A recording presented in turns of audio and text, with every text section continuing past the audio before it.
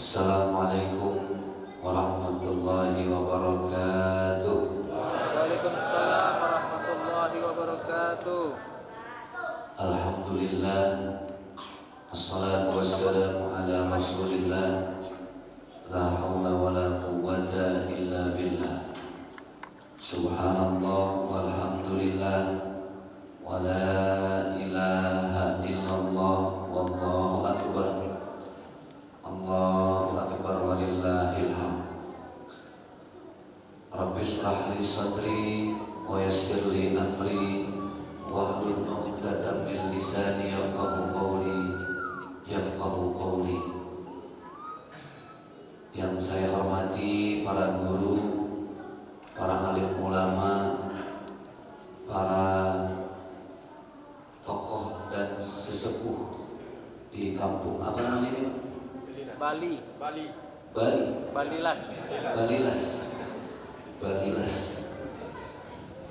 Mudah-mudahan hari ini menjadi hari yang kesekian di bulan Ramadan, hari ketiga kalau saya tidak salah, dan Allah mudahkan semua urusan kita dunia akhirat. Amin ya rabbal alamin. Sebelumnya mohon maaf lahir batin karena kondisi saya lagi kurang fit. Sudah 2 bulan ini saya terus muter kemana-mana.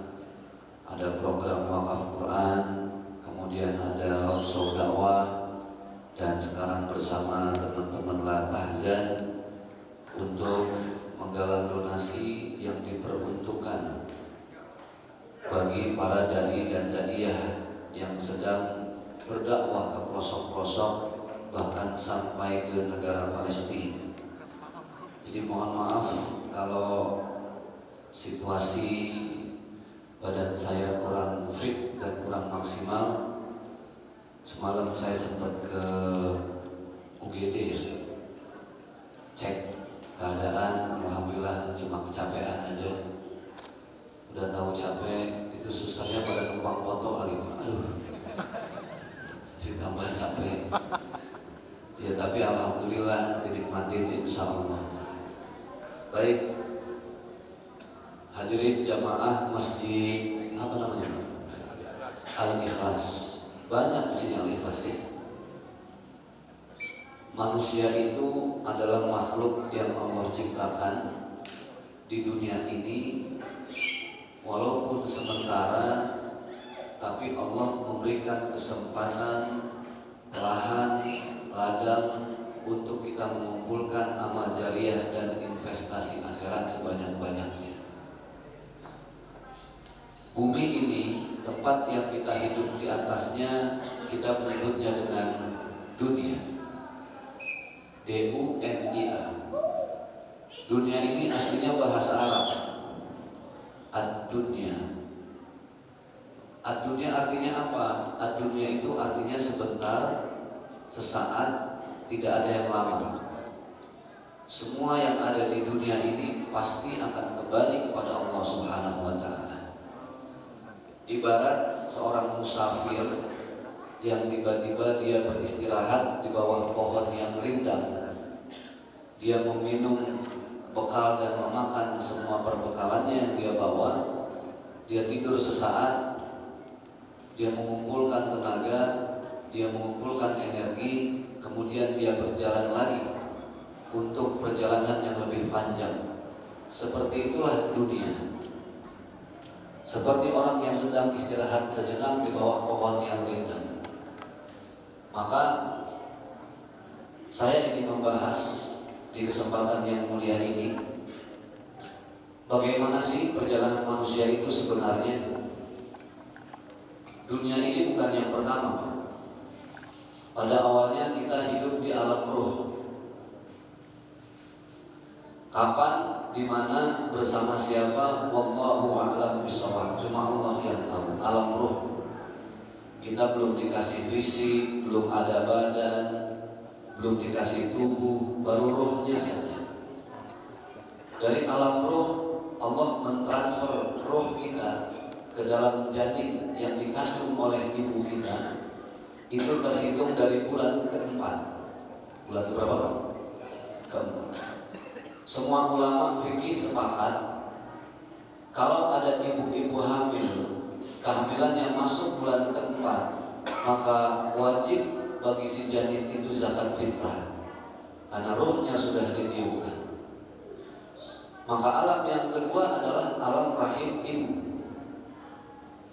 Alam rahim ibu ini kita di sana ada yang 8 bulan, ada. Rata-rata berapa bulan? 9. Di kampung saya ada 2 tahun setengah. Subhanallah, 2 tahun setengah. Itu pasti lahirin bayinya udah jenggotan, Pak. Kelamaan ngekan di dalam kali ya. 9 bulan. Inilah alam yang kedua, alam rahim ibu. Maka baginda Rasulullah SAW beliau bersabda, surga itu ada di bawah tapak kaki siapa? Ibu. Al-jannatu tahta aqdamil ummah. 9 bulan kita dibawa kemana-mana. Berat, wahnan ala wahnin. Kita ditenteng. Itulah perjuangan seorang ibu. Maka jangan main-main kita dengan perjuangan seorang ibu. Karena bagaimanapun ibu adalah alam yang kedua bagi setiap kita. Melalui proses persalinan 9 bulan kita dikandung, taruhannya adalah hidup dan mati. Ibu kita kalau tidak hidup, dia mati. Kalau tidak mati, dia hidup, alhamdulillah. Maka lahirlah kita. Dan dilahirkan kita ke alam yang ketiga, alam yang kita hidup sekarang di atasnya, yang disebut dengan alam dunia. Ini baru alam yang ketiga. Di alam yang ketiga ini Allah memberikan umur yang saling berbeda. Tidak ada yang sama. Ada yang baru lahir meninggal, ada. Ada yang beranjak dewasa, ajalnya sampai, ada. Ada yang ketika baru menikah pun ada. Ada yang sudah tua renta baru balik kembali kepada Allah pun ada. Intinya semuanya kullu nafsin dha'iqatul maut. Semua akan kembali kepada Allah. Dari alam dunia kita akan masuk ke alam yang berikutnya, yaitu alam barzah. Barzah itu artinya pemisah. Maka siapapun yang masuk ke alam ini, mau tidak mau, suka tidak suka, dia akan terpisah dari apapun dan siapapun yang dia cintai. Itulah kenapa disebut dengan alam barzah. Sebelum masuk ke alam barzah, di hadapan kita ada satu proses yang pasti akan kita alami, yaitu proses sakaratul maut. Sakaratul maut ini sebuah proses yang pasti. Siapapun pasti akan menghadapi sakaratul maut. Ketika sakaratul maut, Allah memberikan 2 pintu yang bisa kita pilih. Pintu sebelah kanan kita bernama husnul khatimah. Pintu sebelah kiri kita bernama su'ul khatimah. Orang yang meninggal dalam keadaan baik, sedang sholat, sedang baca Quran, sedang khutbah, ceramah, mengaji, dia masuk dari pintu husnul khatimah.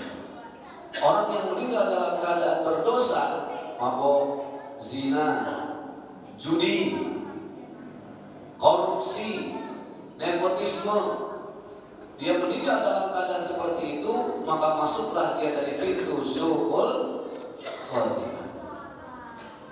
Orang yang masuk dari husnul khatimah, selanjutnya dia akan terus menjalani perjalanan sampai ke akhirat dengan terang benderang. Perjalanan yang penuh dengan keberkahan dan kemuliaan dari Allah. Tapi mereka yang masuk dari pintu su'ul khatimah, maka azab kubur, perjalanan yang begitu gelap, terus akan dia hadapi sampai ke akhiratnya nanti. Permasalahannya satu, suatu saat kita kembali kepada Allah dalam keadaan yang mana? Itu ada orang yang meninggal di atas Honda. Sini mobil banyak Honda. Honda. Padahal mereknya Kawasaki. Dibilangnya Honda. Ada yang meninggal di atas Honda, ada. Ada yang meninggal di atas kereta, ada. Ada yang meninggal di atas pesawat, ada. Tidak pernah ada yang tahu. Permasalahannya satu, suatu saat kita kembali kepada Allah, kita meninggal dalam keadaan apa?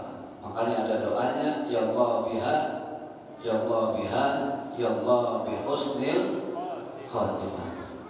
Apa sudah selesai Ustaz dari alam barzah? Belum. Dari alam barzah kita masuk ke alam yang berikutnya, yaitu alam mahsyar, alam hitung-hitungan Allah. Siapa manusia yang bisa kabur dari pengadilan dunia tapi tidak dengan pengadilan mahsyar? Karena Allah yang akan mengadili langsung. Faman ya'mal mithqala dzarratin khairan yarah wa man ya'mal mithqala dzarratin syarran yarah. Abang yang dulu pernah nyolong sendal misalnya, gak ketahuan Pak Ustadz, aman. Kenapa nyolong sendal? Karena saya mendengarin khotib waktu khutbah. Kok khotib? Emang bilang apa khotib? Khotib Jumat bilang, bapak-bapak sidang Jumat yang berbahagia, dalam hidup ini kita buang yang jelek-jelek, kita ambil yang bagus-bagus. Pulang khutbah Jumat, saya buang sendal saya yang jelek Ustaz, saya ambil sendal orang yang bagus. Ini salah interpretasi. Kita bisa kabur di dunia, tapi tidak dengan pengadilan di